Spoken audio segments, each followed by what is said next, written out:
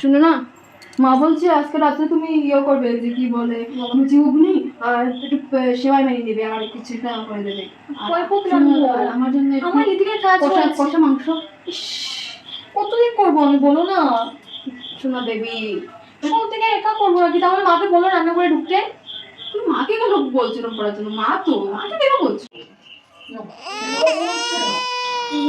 অসহ্য কর। মা বলছে করে মরে যাচ্ছে। মন খুলে গিয়ে বসে থাকো এটা খেয়ে।